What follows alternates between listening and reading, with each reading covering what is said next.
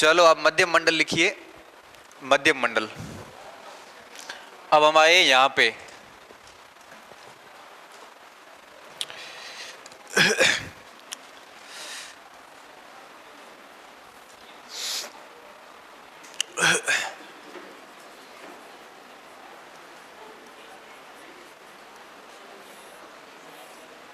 आवाज नहीं, ठीक है। देखिए मध्यम मंडल में हमें क्या क्या पढ़ना है मैं एक बार बता देता हूं। देखिए सबसे पहली चीज इसकी ऊंचाई की अगर अपन बात करेंगे तो इसकी ऊंचाई चली जाती है आपके, जो हमारा स्ट्रेटोपोज था लगभग 50 किलोमीटर से लेकर लगभग आपके 85-90 किलोमीटर तक का जो एरिया है ऊपर, उसे हम मेसोस्फीयर या मध्यम मंडल कहते हैं। पहली बात। दूसरी बात, यहां टेम्परेचर वापस निरंतर गिरता जाता है, घटता जाएगा और घटते घटते लगभग माइनस में 80-85 डिग्री आ जाता है, माइनस में 80-85 डिग्री सेल्सियस हो जाता है। इस लेवल का कम तापमान होने के कारण यहां पर आपके खगोलीय पिंड जो उल्का आते हैं ऊपर से, वो उल्का पिंड यहां पे क्या हो जाते हैं, नष्ट हो जाते हैं। उल्का पिंड क्या हो जाते हैं, नष्ट हो जाते हैं। तो पृथ्वी की उल्का पिंड से रक्षा करता है। और इसके अलावा यहां पे निशादीप्ति नाम से एक बादल बनते हैं। बाकी कोई बादल यहां नहीं बनता, कोई मौसमी घटनाएं नहीं है, सिर्फ एक निशादीप्ति बादल बनते हैं जो बहुत ऊंचे होते हैं, बरसात में कभी सहायक नहीं होते। ये चार बातें आपको मध्यम मंडल में याद रखनी है, मेसोस्फीयर में। इसके बाद में आएगा हमारा ताप मंडल, जो कि 85 किलोमीटर से लेकर 700 किलोमीटर तक फैला हुआ है, जिसका नीचे का भाग आयन मंडल कहलाता है। उसके बाद में फिर ताप मंडल का हिस्सा रहेगा, फिर बहिर्मंडल आएगा जिसमें बोन एलन रेडियन परत जो है वहां से फैल जाएगी। चलो उसको छोड़िए, अभी आप मध्यम मंडल लिखिए, ठीक है। मध्यम मंडल में पॉइंट लिखोगे आप,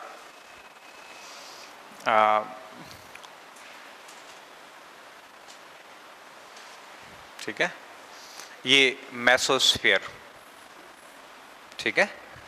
हम तीसरे मंडल पे आ चुके हैं। देखिए ऊपर से ये उल्का पिंड आ रहा है जो यहां आते नष्ट हो गया।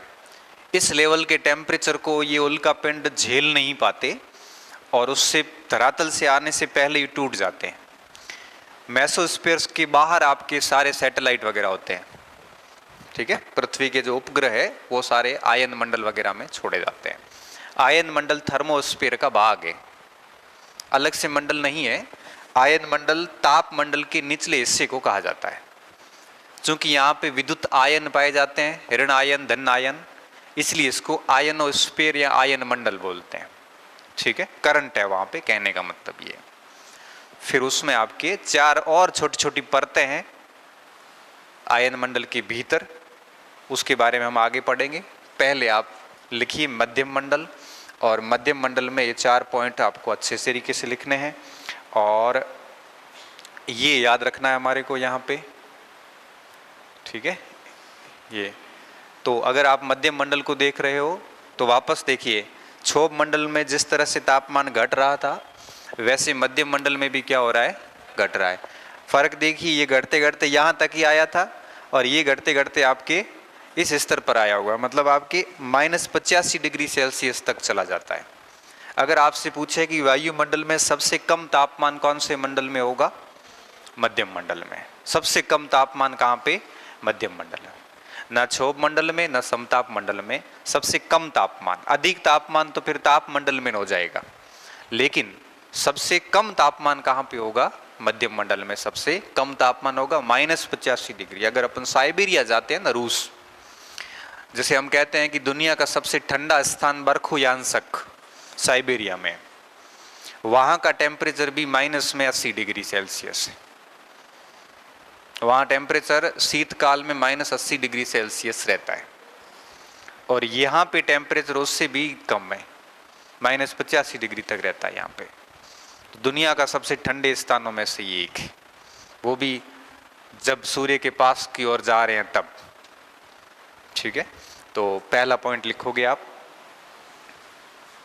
हाँ, समताप सीमा स्ट्रेटोपॉज से वायुमंडल का पाठ इतना प्यारा दिया हुआ है ना, ऐसे स्पष्ट रूप से लिखा हुआ है इसमें। एटमॉस्फेयर कंपोजिशन, एटमॉस्फेयर कंपोजिशन का मतलब सीधा यही होता है, मंडल वाला मैटर पूरा का पूरा। समताप सीमा स्ट्रेटोपॉज से, समताप सीमा से लेकर धरातल से लगभग 80 किलोमीटर की ऊंचाई में, लगभग 80 से 85 किलोमीटर की ऊंचाई में पाए जाने वाले वायुमंडलीय भाग को, पाए जाने वाले वायुमंडलीय भाग को वायुमंडलीय भाग को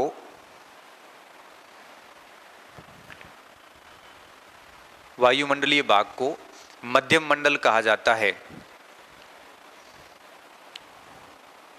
मध्यम मंडल कहा जाता है, मध्यम मंडल कहा जाता है। ठीक है, मध्यम मंडल कहा जाता है। इसकी विशेषताएं निम्न है, इसकी निम्न विशेषताएं हैं।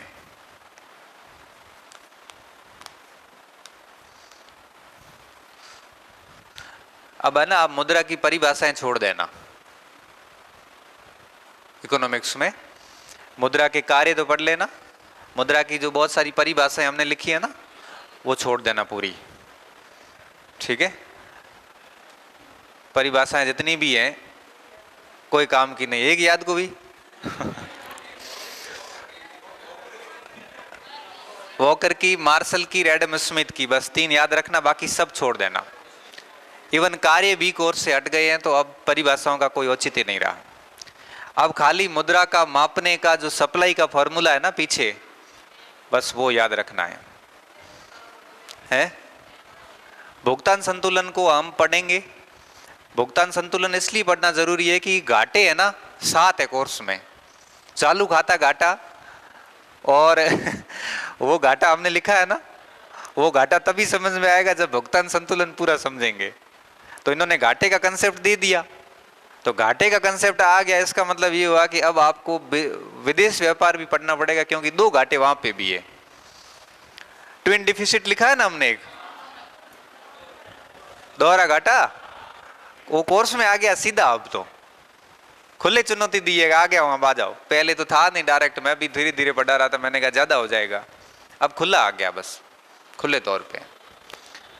हाँ, अब लिखो इसमें परिभाषा एक वॉकर की देख लेना थोड़ी बहुत, एक एडम स्मिथ की, मुद्रा का सबसे घटिया आविष्कार है, एक मार्शल की, मुद्रा वह धुरी है जिसके चारों तरफ अर्थव्यवस्था घूमती है बस बाकी कुछ भी नहीं याद करना, खाली मुद्रा के मापने के पैमाने जो है M1, M2, M3, M4 और हाई पावर्ड मनी, बस नथिंग एल्स। और वो पेज है वो फोटोकॉपी करके अपनी टेबल पे चिपका देना, बस पढ़ना मत उसको बस लिखो आगे। इसकी निम्न विशेषताएं हैं। पहली विशेषता, इस मंडल में जैसे जैसे ऊंचाई पर जाते हैं, इस मंडल में जैसे जैसे ऊंचाई पर जाते हैं, जैसे जैसे ऊंचाई पर जाते हैं, वैसे वैसे तापमान में निरंतर गिरावट आती है। तापमान में निरंतर गिरावट आती है।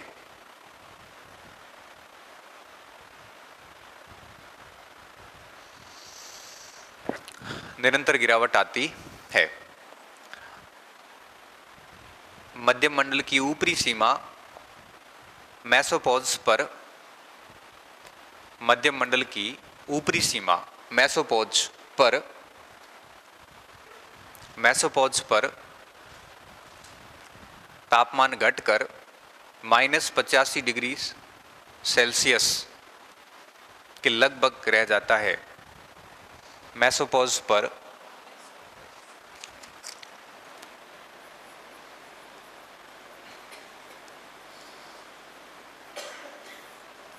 मध्यम सीमा कह सकते हो आप इसको, हिंदी में क्या कहेंगे?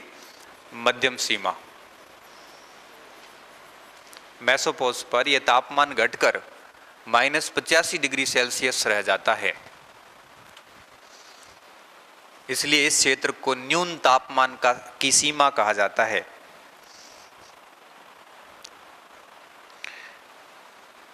इसलिए इस क्षेत्र को न्यून तापमान की सीमा कहा जाता है। न्यून तापमान की सीमा कहा जाता है। न्यून तापमान की सीमा कहा जाता है। ठीक है। और ये तीसरा पॉइंट लिखिए इसमें। तीसरा पॉइंट लिखना आप। हाँ, सौर मंडल से आने वाले विभिन्न प्रकार के खगोलीय पिंड, सौर मंडल से आने वाले विभिन्न प्रकार के खगोलीय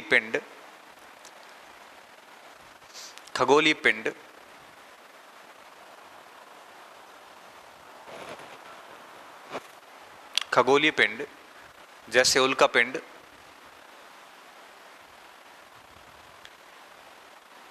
खगोलीय पिंड इस मंडल में नष्ट हो जाते हैं। इस मंडल में नष्ट हो जाते हैं। ठीक है। और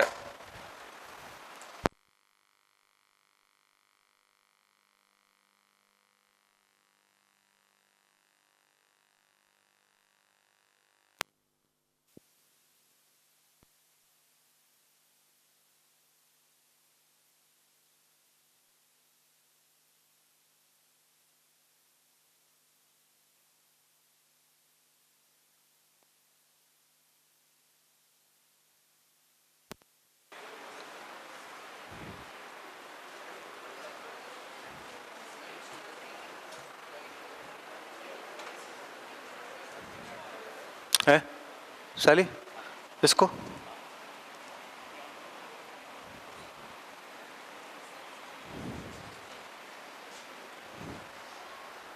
आप लिखो। उल्का पिंड नष्ट हो जाते हैं, ये लिख लिया।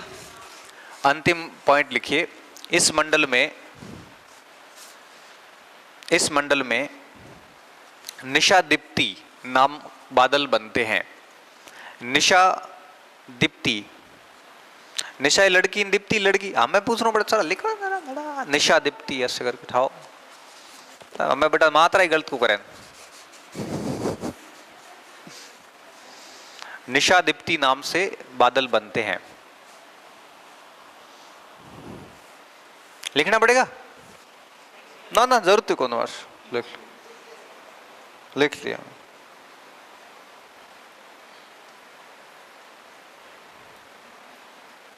निशा दीप्ति नाम से बादल बनते हैं। ठीक है। और बस इतना ही है इसमें मध्यम मंडल में। अब नीचे एक नोट करके पॉइंट डालिए। हमें अपनी क्लास का ये थी।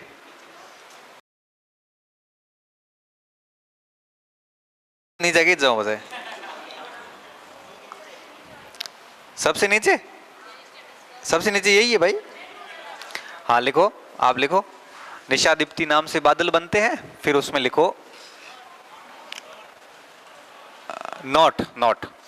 अब आगे की जो हमने 3 मंडल लिखे ना अभी, क्षोभ मंडल, समताप मंडल और मध्यम मंडल, इन 3 मंडलों में एक विशेष कॉमन बात है। और कॉमन बात यह है कि इसमें गैसों का अनुपात समान रहता है। ऑक्सीजन नाइट्रोजन जो हमने अनुपात लिखा था ना आगे, वो समान रहता है। इसलिए इन तीनों मंडलों को संयुक्त रूप से सममंडल कहते हैं। क्या? सममंडल कहते हैं। इसका सीधा सवाल आता है कि निम्नलिखित में से कौन सा सममंडल का हिस्सा नहीं है? सममंडल किसे कहते हैं? वे मंडल जहां पर गैसों का अनुपात समान रहता हो उसे सममंडल कहते हैं, जहां गैसों का अनुपात समान नहीं है उसे विषममंडल कहते हैं। तापमंडल और बहिर्मंडल दोनों कैसे हैं? विषम मंडल, जहां गैसों का अनुपात समान नहीं रहता। और पहले की जो तीनों मंडल है वो है सममंडल, जहां पे गैसों का अनुपात कैसा रहता है? समान रहता है। अब ये सवाल कई बार पूछते हैं कि निम्नलिखित में से कौन सा विषम मंडल है या कौन सा सममंडल है या नहीं है, इस टाइप से। समझ में आ रही बात? तो नोट करके लिखो, नोट करके डालिए। उक्त तीनों मंडलों में, उक्त तीनों मंडलों में गैसों का अनुपात, गैसों का अनुपात समान रहता है, समान रहता है। इस कारण उक्त तीनों को, कोष्टक में नाम लिख लो तीनों के,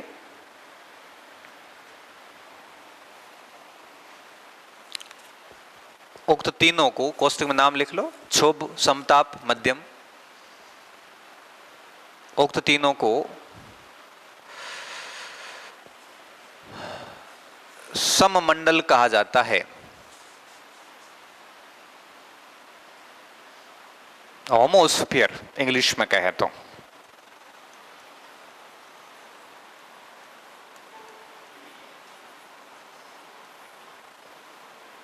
अंग्रेजी देखनी पड़ेगी इसकी एक बार, रुको।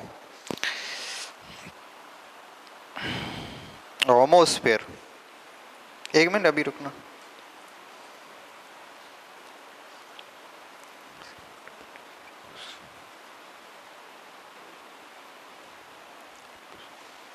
ठीक है, होमोस्फीयर सही है।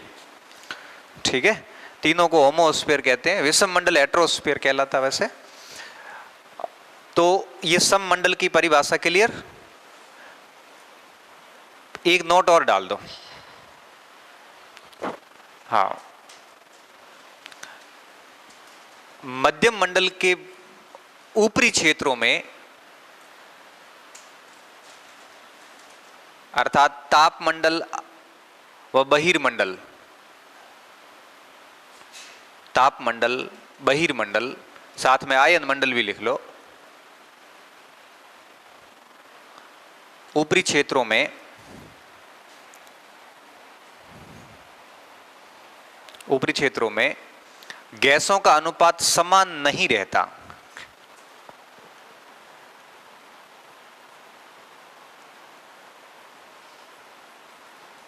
गैसों का अनुपात समान नहीं रहता, इसलिए इन मंडलों को विषम मंडल या हेट्रोस्फीयर कहा जाता है।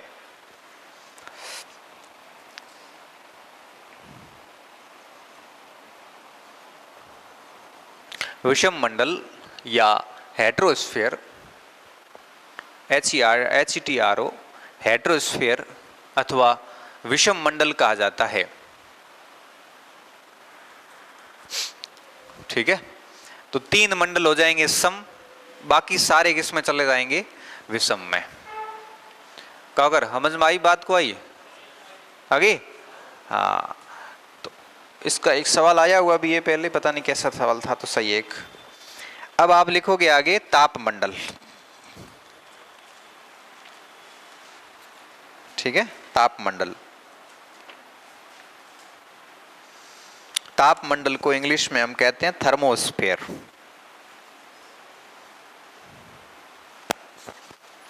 क्या कहते हैं? थर्मोस्फीयर कहते हैं।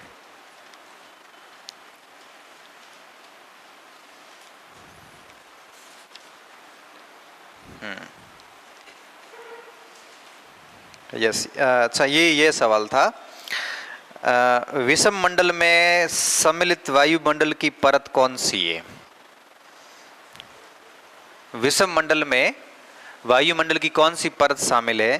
क्षोभ मंडल है? हाँ, कौन बोलियो? नहीं। मध्यम मंडल है? नहीं। समताप मंडल है? नहीं। आयन मंडल है? है। आयन मंडल, बहिर्मंडल, ताप मंडल, चुंबकीय मंडल, संवेदनहीन मंडल, एफ लिप्टन परत, वॉन एडियन लेडिएट परत, जितने भी परत हैं, डी एफ जी परत, फलानी परत, ढींगड़ी परत, जो भी आवे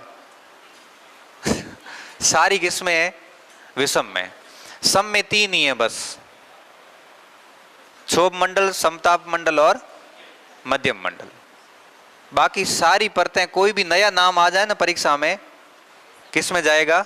विषम मंडल में। क्लियर? हाँ। अब आप लिखोगे ताप मंडल।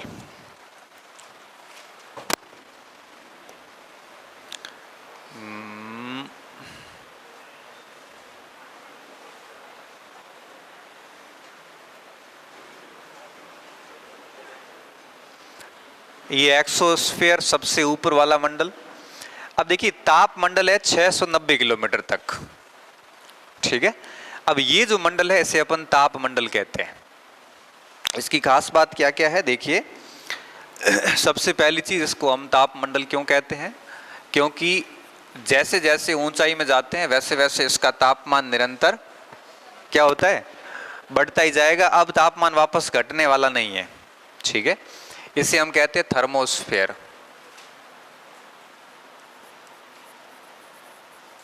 ठीक है। ये ताप मंडल है। इसकी ऊंचाई जो है वो मेसोपॉज से शुरू होती है, और मेसोपॉज मतलब लगभग 85 किलोमीटर से, और लगभग आपके 690 किलोमीटर तक इसका फैलाव है, ठीक है। कंटिन्यू ऊपर 690 किलोमीटर तक इसका विस्तार है। इसके अंदर आगे हम इसको 3 भागों में बांट सकते हैं, सॉरी 2 भागों में, 3 कर लेते हैं हम। सबसे नीचे का जो भाग है वो कहलाता है क्या? आयन मंडल। कौन सा मंडल कहलाता है? आयन मंडल कहलाता है, क्योंकि यहां पर आयन है, करंट है यहां पे। उसके बाद में जो ऊपर का भाग है वो कई बार चुंबकीय मंडल भी कहलाता है, क्योंकि यहां पर आपके मैग्नेटिक वेव लास्ट तक यहां तक चली जाती है, ठीक है। थोड़ा बहुत हम इसको संवेदनहीन मंडल भी आगे कह सकते हैं, जहां पर चीजों को महसूस नहीं किया जा सकता। ये सारा का सारा ताप मंडल है। आयन मंडल का ऊंचाई का मामला कुछ रहेगा 85 किलोमीटर से लेके लगभग आपके 400 किलोमीटर तक। तो ताप मंडल का अधिकांश हिस्सा कौन सा मंडल है? आयन मंडल। और यहीं पर 100 किलोमीटर पर एक रेखा आ जाती है जो पृथ्वी के वायुमंडल और अंतरिक्ष को अलग करती है। कारमैन रेखा पढ़ाया था ना मैंने, कारमैन रेखा। तो ताप मंडल के अंदर हमें क्या क्या ध्यान रखना है? पहली चीज ये ध्यान रखनी है कि इसकी ऊंचाई कितनी है। दूसरी बात ये ध्यान रखनी है कि इसमें तापमान निरंतर बढ़ता जाएगा। तीसरी बात ये ध्यान रखनी कि इसके अंदर आयन मंडल है, कारमैन रेखा है, चुंबकीय संवेदनहीन जैसे मंडल है यहाँ पे। और चौथी बात, ये बहुत महत्वपूर्ण मंडल है, क्योंकि आज संचार तकनीकी का जो उपयोग हो रहा है वो पूरा का पूरा आयन मंडल पे डिपेंड है। और आयन मंडल किसका भाग है? ताप मंडल का। इसलिए इसका महत्व सबसे अधिक है। और फिर ताप मंडल के बाद आ जाएगा बहिर्मंडल, जिसकी फिर आगे कोई सीमा नहीं, अनंत मंडल है वो। क्लियर? अब लिखोगे आप हेडिंग 2 ताप मंडल।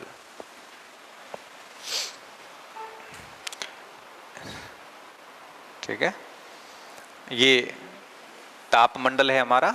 यहाँ पे ये ताप मंडल है पूरा, हमने लिखा भी है 85 किलोमीटर से आगे 650 तक लिखा है हमने।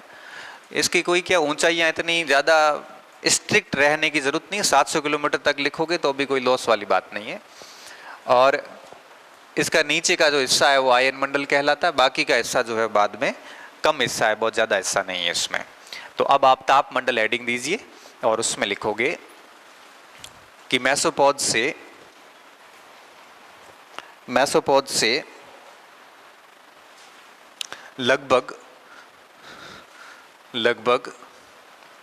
700 किलोमीटर की ऊंचाई तक, लगभग 700 किलोमीटर की ऊंचाई तक, 700 किलोमीटर की ऊंचाई तक वायुमंडल का भाग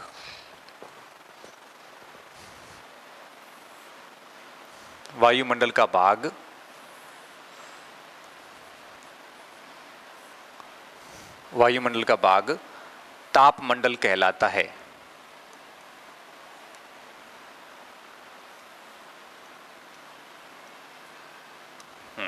ठीक है, अब क्या कहलाता है? तापमंडल।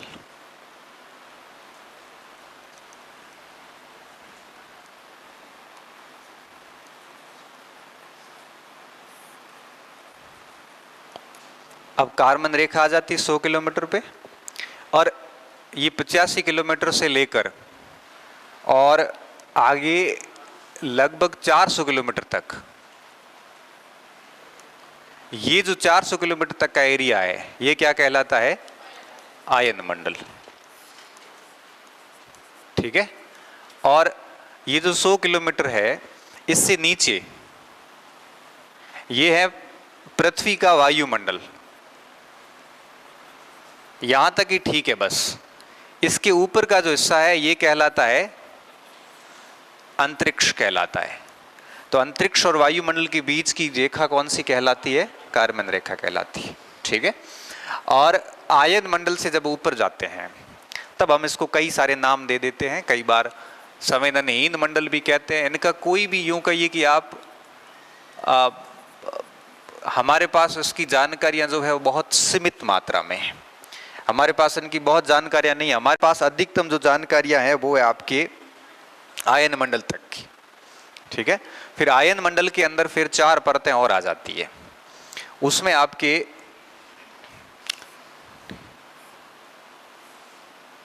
ठीक है, डी परत, ई परत, एफ परत और जी परत। ये बातें चल रही है किस मंडल की? आयन मंडल की। आयन मंडल खुद किसका हिस्सा है? तापमंडल का। इसलिए ये पूरी की पूरी बातें किसकी है? तापमंडल की।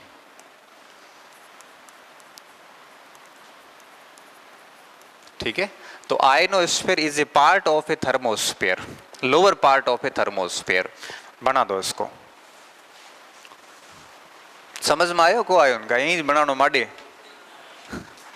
माडे है तो यही है।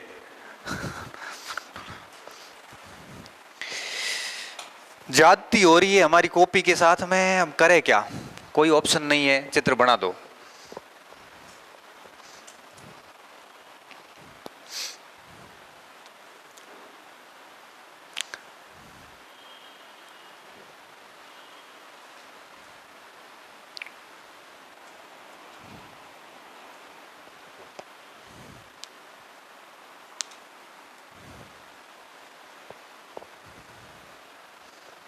यूं मत आ रहो, ए कोर्स कर दे पे टेंशन दाड़ी बात करेंगे। यूं नहीं हारनो। 8 महीना हुआ मेहनत कर रहे हैं, हमें लास्ट में यूं नौके हुए।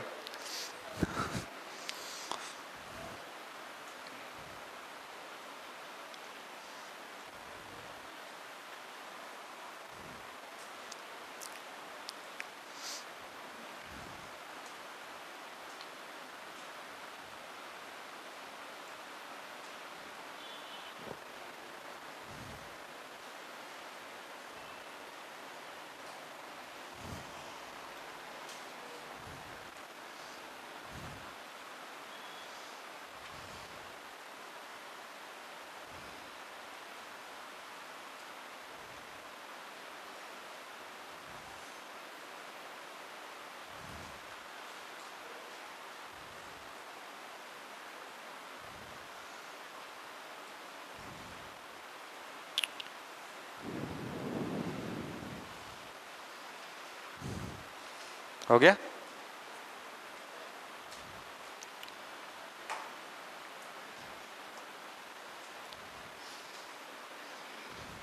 टाइम दो तो ले रहा हो जाने कोई, बस बेड़ा चित्र बनाते बनाते याद कर रहा है।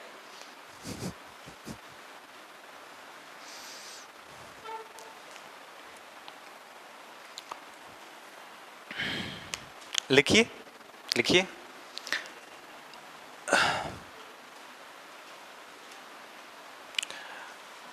परिभाषा तो लिख लिया ना? लिख लिया ना? हाँ,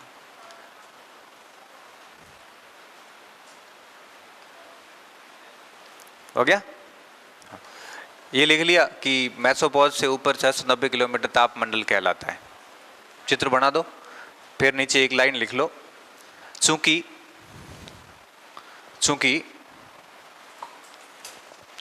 इस मंडल में जैसे जैसे ऊंचाई में जाते हैं वैसे वैसे निरंतर ताप बढ़ता जाता है, निरंतर ताप बढ़ता जाता है, इसलिए इसको तापमंडल कहा जाता है। निरंतर ताप बढ़ता जाता है इसलिए इसको तापमंडल कहा जाता है।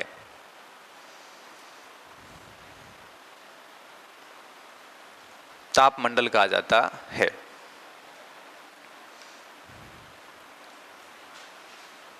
इस मंडल के निचले भाग को आयन मंडल कहते हैं।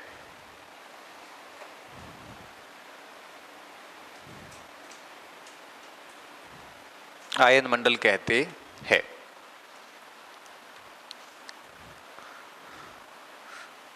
जिसकी प्रमुख विशेषताएं इस प्रकार है।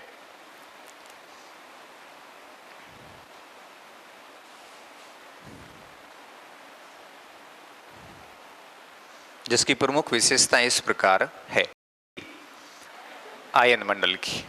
ठीक है, पहली विशेषता, इसकी ऊंचाई लगभग 80 से 400 किलोमीटर मानी जाती है। 85 लिख लो, अपन 85 थे ना लास्ट में, जो भी 80-85 से 400 किलोमीटर मानी जाती है। 400, 80 से 80-85 से 400 किलोमीटर मानी जाती है। चूंकि इसमें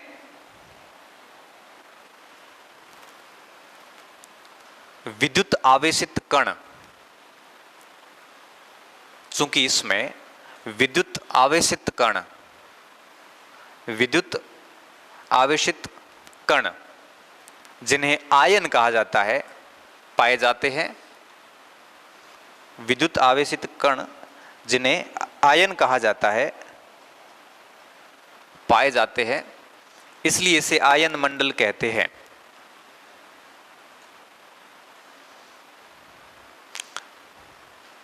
विद्युत आवेशित कण जिन्हें आयन कहा जाता है पाए जाते हैं, इसलिए इसे आयन मंडल कहा जाता है।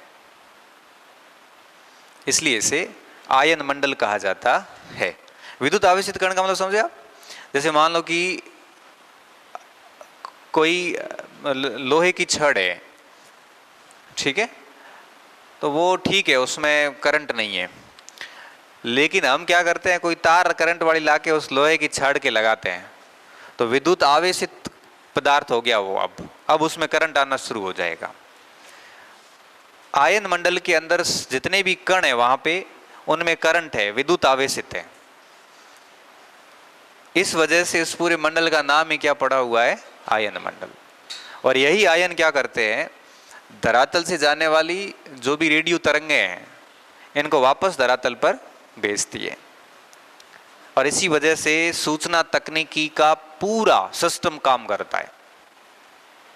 चाहे फोन हो, चाहे रेडियो हो, चाहे टीवी हो, चाहे फैक्स हो, चाहे टेलीग्राम हो, सब कुछ इसके ऊपर डिपेंड करता है। टेलीग्राम ये नहीं एप्लीकेशन वाला टेलीग्राम। पहले क्या होता था, मैं हॉस्टल में था, 2006 की बात है, मेरे पास डाक आई कि आपका एक टेलीग्राम आया हुआ है पोस्ट ऑफिस में। तो मैं हॉस्टल से पोस्ट ऑफिस आया, मैंने वो उसको लेटर दिखाया, मैंने कहा मेरा एक टेलीग्राम आया हुआ है। उसने हाथों हाथ उसको लेटर को रिसीव किया और वहाँ से टेलीग्राम का स्विच ऑन किया, टेलीग्राम प्रिंट हुआ और मेरे को उसने दिया, ये लो आपका टेलीग्राम। मैं देखिए कोई हेमंत विजो है कहीं बढ़िया ठाओ उसमें लिखा था कि एसएसबी भोपाल में आपका सीडीएस सेकंड लेफ्टिनेंट का इंटरव्यू है, इस तारीख को आप आ जाना। सेकंड ईयर दिया था, फाइनल ईयर में आया था, ऐसा कुछ था। तो पहले क्या ऐसे टेलीग्राम आते थे, टेलीग्राम को वही रिसीव कर सकता था जिसके नाम का टेलीग्राम होता था। अब वो टेलीग्राम तो बंद हो गए, टेलीग्राम एप्लीकेशन बन गया और हर लोग लगभग सबके मोबाइल में टेलीग्राम है, डाउनलोड है। पता हुआ हमारे नोट्स आवे अंताक्षर totally wasting of time and money, nothing else. कोई काम रो नहीं है, सिर्फ और टाइम खराब करे। आज तक मोबाइल की पीडीएफ पढ़ी नहीं गई है, भले कितना ही बढ़िया नोट्स हो, हाथ में लिखियोड़ा नहीं वैन देर तक वो आनंद नहीं आवे। नहीं तो क्या है कि एक एक शब्द याद आता है कि कितरो जो लिखियो तो अंदर से रोई भी थे, आकर लिखता लिखता उतरा कद लिखी से। कई बार वो मोटो गाइड कोई दियो आगड़ो री बढ़ते बढ़ते, कई बार पेन खत्म हुई, कई कई शब्दों में यादें जुड़ी भी होती है। सही है बहुत मुश्किल होता है लिखना, हाथ से लिखना कोई आसान काम थोड़ी है। तो जितना भी कम्युनिकेशन सिस्टम है ये पूरा आयन मंडल के कारण एक्टिव है। अगर आयन मंडल नहीं होता तो क्या होता, जैसे मान लो मैं यहां से किसी को फोन करता, तो मैं जैसे फोन करता हूं तो वो नेटवर्क को सिग्नल भेजता है। यहाँ जो भी निकट नेटवर्क है वो नेटवर्क क्या करता है, आगे रेडियो एक्टिव तरंगों की सहायता से सिग्नल ऊपर जाता है सैटेलाइट के पास में। सैटेलाइट है आयन मंडल में, वो सैटेलाइट उसको कवर करता, आयन से टकरा के वो वापस भेजता है। वो वापस उस टावर को भेजेगा जहां हमारे को कॉल करना है। मान लो हमने जयपुर कॉल किया तो वो जयपुर के टावर को भेजेगा और वहां से उसके मोबाइल में जाएगा और वो दिगरो काट दे कि तो मुश्किल मजान प्रोसेस वैज्ञानिक के बनाई और वे 2 मिनट में कर दियो लो। अपन फिर ये प्रक्रिया वापस अपनाते हैं और वो वापस उस प्रक्रिया को अपनाता है। अगर आयन मंडल नहीं होता ना तो यहां से भेजे जाने वाली तरंग अथा आकाश में खो जाती, वापस कभी पृथ्वी पर नहीं लौटती। और अगर तरंग वापस नहीं आती तो ये कम्युनिकेशन सैटेलाइट टेक्नोलॉजी जितनी भी है ये काम नहीं कर पाती। इसलिए इस मंडल का सबसे अधिक महत्व है। हालांकि सभी मंडलों का अपना अपना महत्व है, इसका अपना एक अलग महत्व है। तो आयन मंडल कहते हैं और इसकी प्रमुख विशेषता इस प्रकार है। क्या है, कुछ लिखा? विशेषताओं में चल रहे हैं ना? हाँ हाँ हाँ।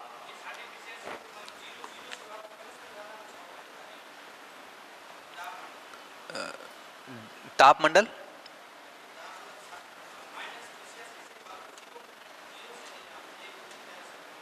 हाँ -85 से -84 पे आएगा, 83 करते करते 0 पे आएगा, उसके बाद में आपके प्लस में होता है।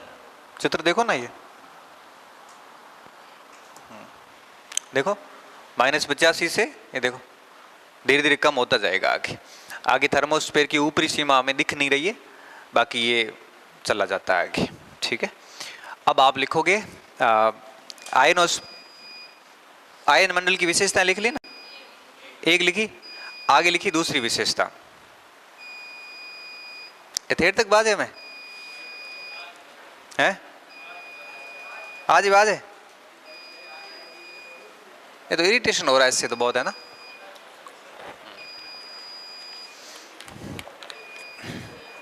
हाँ,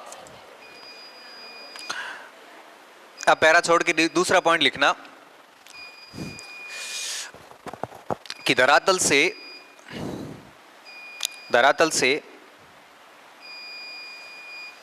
भेजी जाने वाली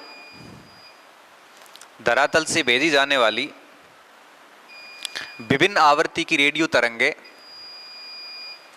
विभिन्न आवर्ती थारा सुना हुआ है, सुना हुआ है, पढ़ा हुआ भी है। फ्रीक्वेंसी एंड वेवलेंथ, वेवलेंथ अधिक होगी तो फ्रीक्वेंसी, और वेवलेंथ कम होगी तो फ्रीक्वेंसी अधिक होगी। हाँ,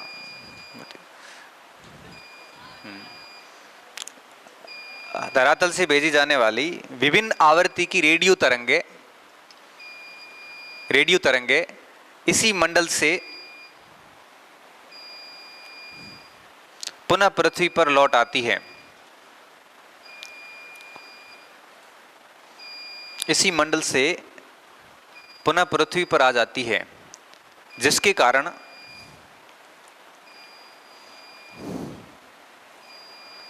कारण सूचना व संचार प्रौद्योगिकी सही तरीके से कार्य कर पाती है, सही तरीके से कार्य कर पाती है, जिसके कारण सूचना व संचार तकनीकी या प्रौद्योगिकी सही तरीके से कार्य कर पाती है, सही तरीके से कार्य कर पाती है।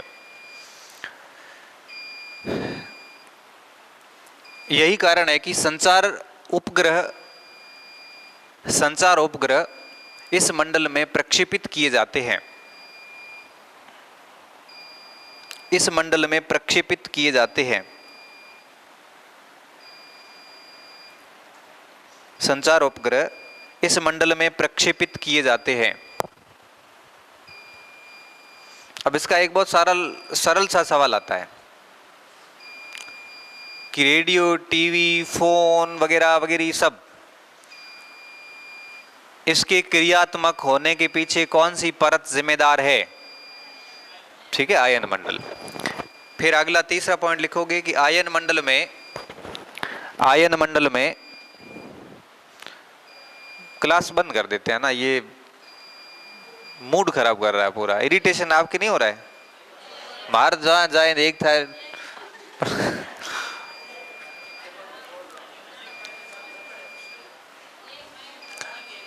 हाँ, आयन मंडल को पुनः 4 भागों में विभाजित किया गया है।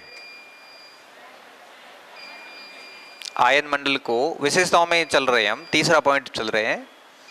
आयन मंडल को पुनः 4 भागों में विभाजित किया गया है।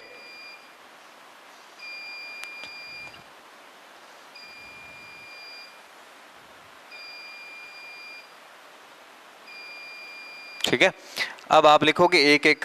सबसे पहले कौन सी परत लिखेंगे? डी परत। ये हम लाइट आयन दे को सिलेबस चेंज करना है तो पटपो करे। डी परत सबसे पहले। अब डी परत का सिस्टम ये है कि ये जो दीर्घ तरंगे होती है उनको वापस लौटा देती है। ठीक है, लॉन्ग वेव जिसे हम कह सकते हैं, जिसकी वेवलेंथ बहुत लॉन्ग होती है, और ये सिर्फ दिन में ही परत होती है, एक्टिव रात में ये समाप्त हो जाती है।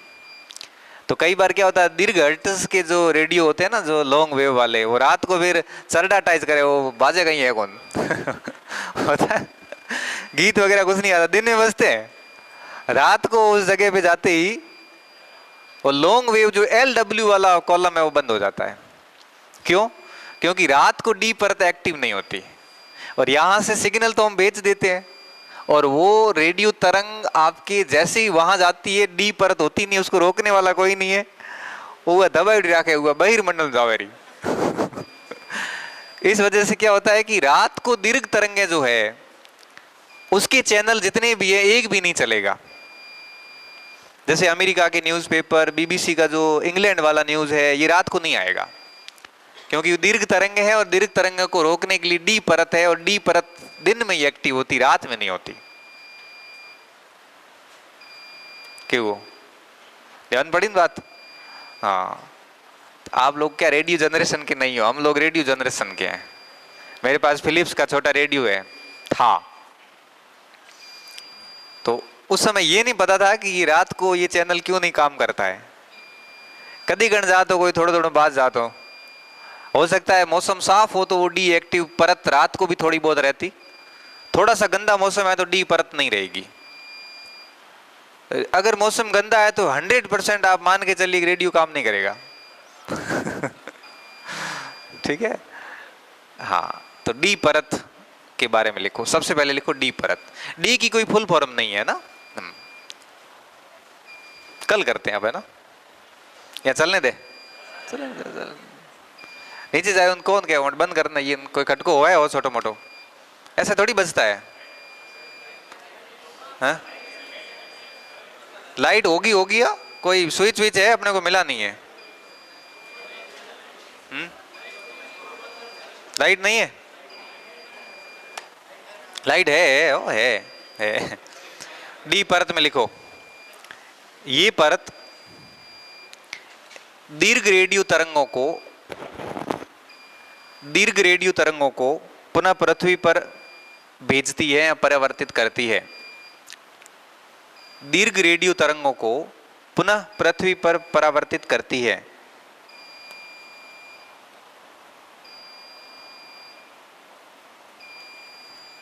पुनः रेडियो पृथ्वी पर परावर्तित करती है। यह परत रात में निष्क्रिय होती है, दिन में सक्रिय होती है।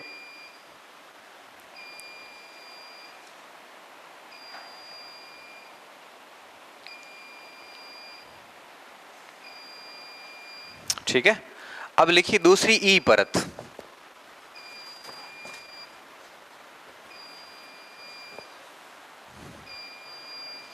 ई परत, ठीक है। अब जैसे ई परत के बारे में हम लिख लेते हैं थोड़ा।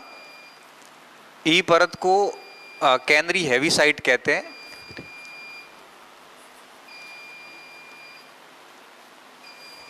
और ये मीडियम वेव के जितने भी रेडियो काम करवाती है, ठीक है। मीडियम वेव जितना भी है, हाँ, तो ई को हम कहते हैं केंद्रीय हेविसाइट। ये जो थार के टेक्नीशियन बनना है इधर, हाँ, केंद्रीय हेविसाइट कहते हैं। और ये दीर्घ तरंगों को भेजती नहीं है, ये किसको भेजती है? मीडियम वेव को। आप अगर अपना रेडियो देखोगे ना, ऐसे घर पे देखना, ऐसे एक पट्टी आती है, उसमें सबसे नीचे होता है शॉर्ट वेव। आप बैठे हैं शॉर्ट वेव पर 18 हर्ट्ज पे, बाड़मेर का आकाशवाणी चैनल ऐसा आता है ना, वो शॉर्ट वेव है। इसके ऊपर जाते हैं तब लिखा हुआ आता है मीडियम वेव। सबसे ऊपर देखना आप, यहाँ पे जो सबसे ज्यादा गड़ाटे होते हैं वो होता है आपके एफ वेव। कहाँ से आया? एल वेव, लॉन्ग वेव जिसे बोलते हैं, दीर्घ किरणें, ठीक है। फिर आपके एफएम रेडियो भी आता है, एक एफएम रेडियो आता है जो शॉर्ट वेव वाला होता है।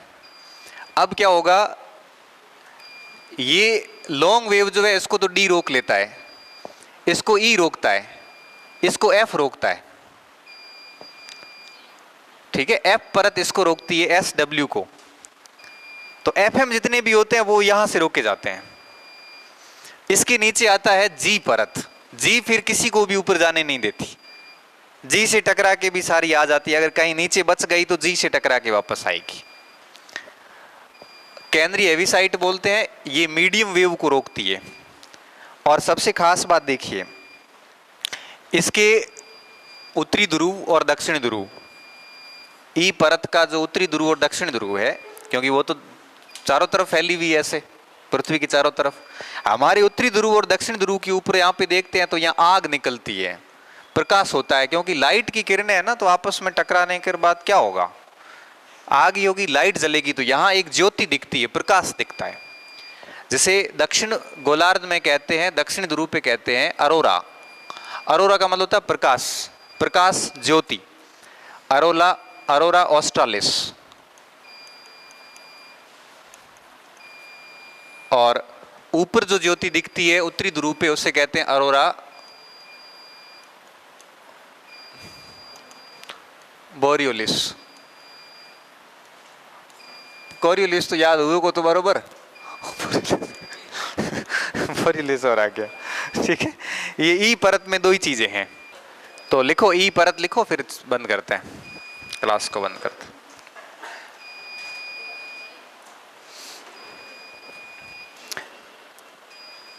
इसे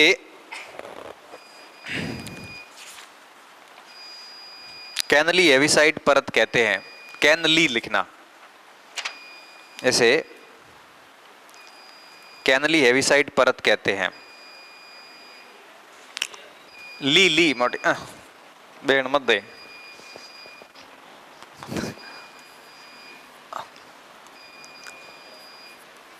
कैनली हेविसाइट परत कहते हैं, ठीक है। यह मध्यम आवृत्ति की रेडियो तरंगों को, यह मध्यम आवृत्ति की रेडियो तरंगों को मध्यम आवृत्ति की रेडियो तरंगों को पुनः धरातल पर लौटाता है।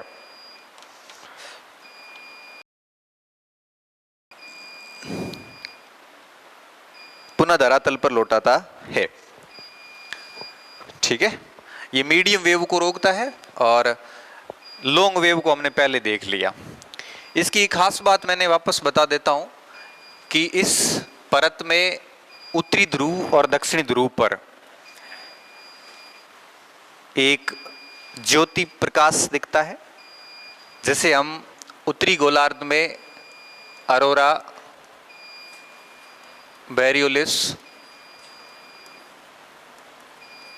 और दक्षिण में हम इसको क्या कहते हैं, अरोरा ऑस्ट्रालिस।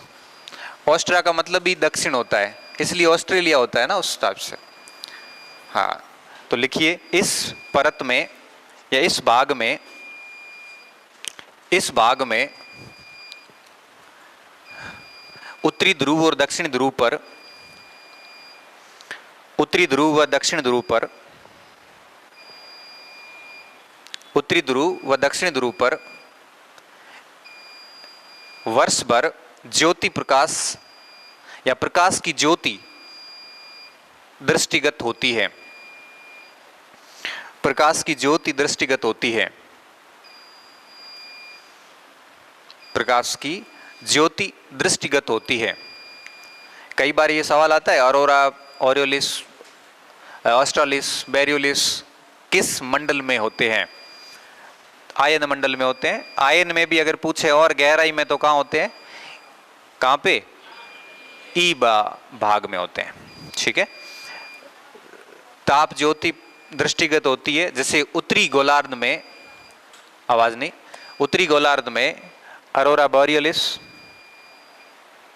उत्तरी गोलार्ध के उत्तरी ध्रुव पर अरोरा बोरियोलिस तथा दक्षिणी ध्रुव पर अरोरा ऑस्ट्रालिस कहा जाता है। अरोरा ऑस्ट्रालिस कहा जाता है।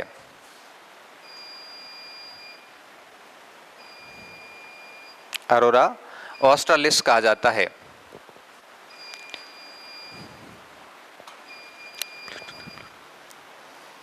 ठीक है, ऑस्ट्रालिस कहा जाता है। अब लिखिए एफ के बारे में लिखोगे। अरोरा ऑस्ट्रालिस कहा जाता है दक्षिणी गोलार्ध ध्रुव में और अरोरा बोरियोलिस कहा जाता है उत्तरी ध्रुव में। अब देखिए आपके एफ परत लिखोगे। एफ को कहा जाता है एपलिप्टन परत।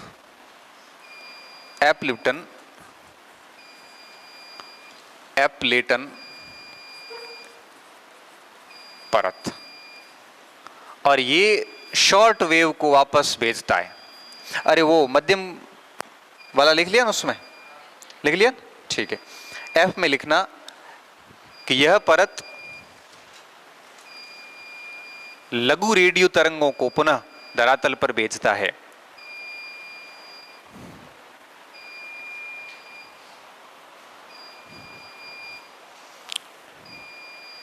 यह परत लघु रेडियो तरंगों को पुनः धरातल पर भेजता है। ठीक है, और इसे एपलेटन परत कहा जाता है।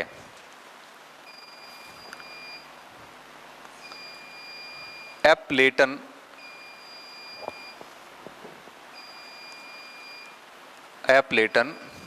परत कहा जाता है।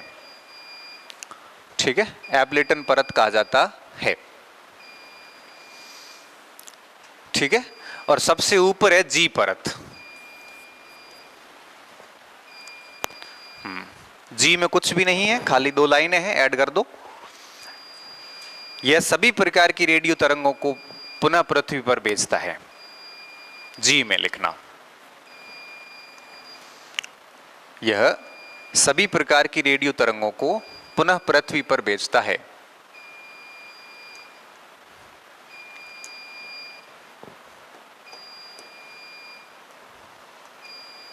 सभी प्रकार की रेडियो तरंगों को पुनः पृथ्वी पर भेजता है। और लास्ट एक नोट डाल के लिख लो उसमें,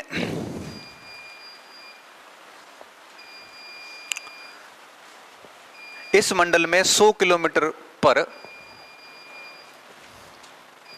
कार्बन रेखा अवस्थित है।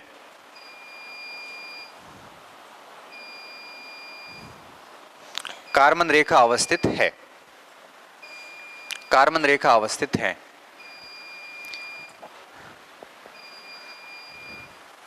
यह रेखा पृथ्वी के वायुमंडल और अंतरिक्ष को अलग करती है।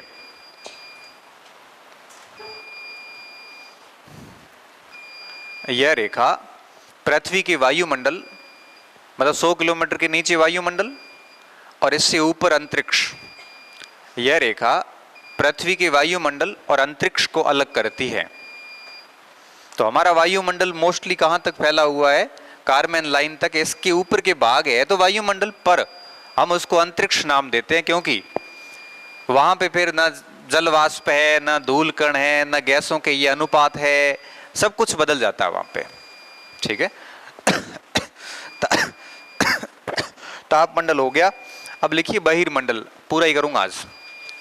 हाँ, ये भले ही बाजे आप, अब मैं आदी हो गया हूं उसका, मुझे ज्यादा फर्क नहीं पड़ रहा है।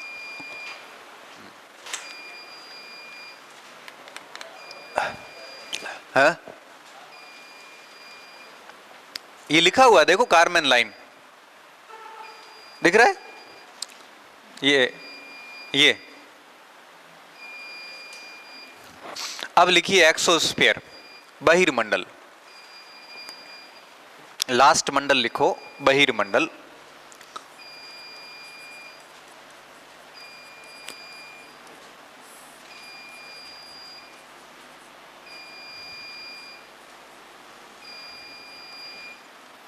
ठीक है। इसका पहला पॉइंट लिखोगे कि समताप मंडल के, समताप नहीं सॉरी ताप मंडल के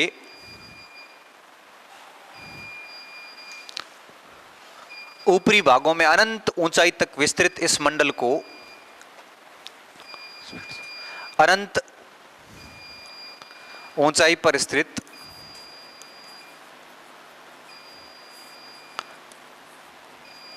अनंत ऊंचाई पर विस्तृत इस मंडल को बहिर्मंडल कहा जाता है।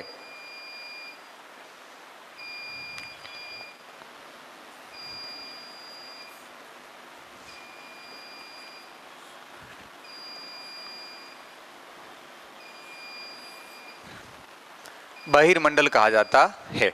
इस मंडल में तापमान क्या होगा? अब फिर बढ़ता ही रहेगा। ठीक है। इस मंडल में भी तापमान निरंतर बढ़ता रहता है।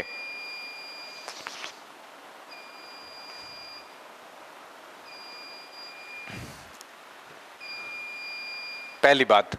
दूसरी बात, इस मंडल पर सर्वाधिक शोध कार्य साइमन स्पिट्जर ने किया था। इस मंडल पर सर्वाधिक शोध कार्य साइमन स्पिट्जर ने किया था।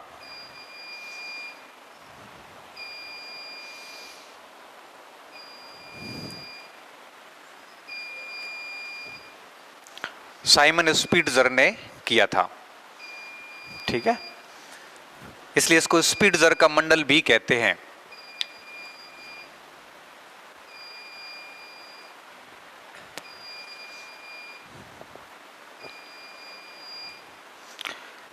तीसरी बात, इस मंडल में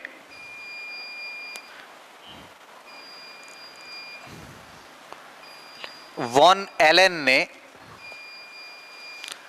इस मंडल में वॉन एलेन ने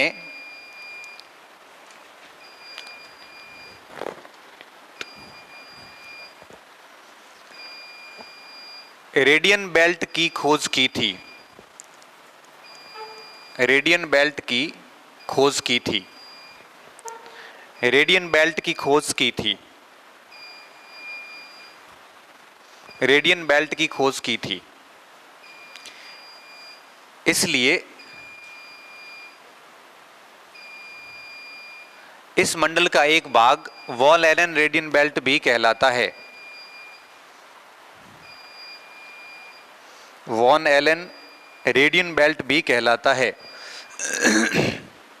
वॉन एलन रेडियन बेल्ट भी कहलाता है। ये सवाल पिछली बार सेकंड ग्रेड में पूछा गया। वॉन एलन रेडियन बेल्ट कहाँ पे अवस्थित है, इस टाइप से कुछ चुन चुन के सवाल पूछे। और ये हो गया बहिर्मंडल पूरा। अब लास्ट में एक नोट डाल दो, टॉपिक खत्म। कल करेंगे सूर्यताप, नोट डाल दो, ठीक है। उसमें लिखोगे तापमंडल, कोष्ठ में लिख लो आयन मंडल, चुंबकीय मंडल तथा बहिर्मंडल को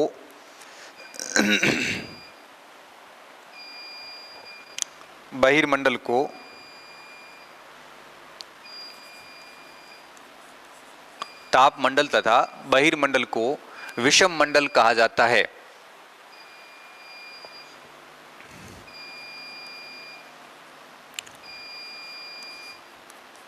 विषम मंडल कहा जाता है, ठीक है। क्यों? क्योंकि गैसों का अनुपात कैसा है, विषम है, विषम मंडल कहा जाता है। इस मंडल को गैसों के अनुपात के आधार पे,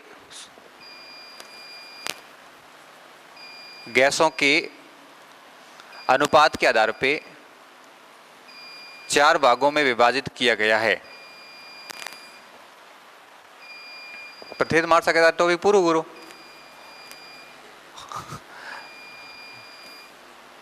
4 भागों में विभाजित किया गया है, यथा, ठीक है। ये नाम लिख लो 4 बस। आणविक नाइट्रोजन, आणविक ऑक्सीजन, आणविक हीलियम और आणविक हाइड्रोजन परत कहलाती है, ठीक है। आणविक नाइट्रोजन, आणविक ऑक्सीजन, आणविक हीलियम और आणविक आपके हाइड्रोजन परत कहलाती है। ये चारों की चारों परतें जो है ये आपके बाह्य मंडल का हिस्सा है, ठीक है। ये हमारा टॉपिक हो जाता है यहीं पे पूरा। और कल हम इसका प्रश्न करेंगे, दूसरा टॉपिक करेंगे सूर्यताप, जिसे हम इंग्लिश में कहते हैं इंसोलेशन, ठीक है। हाँ, एक सिंगल टॉपिक सूर्यताप और उसके बाद में अब 2 और हो गए, तो 3 टॉपिक और है अब वायुमंडल के अंदर। सूर्यताप काफ़ी इंटरेस्टिंग टॉपिक है, इतना ही करना है इसमें, ठीक है। हाँ, ये सीरियल है।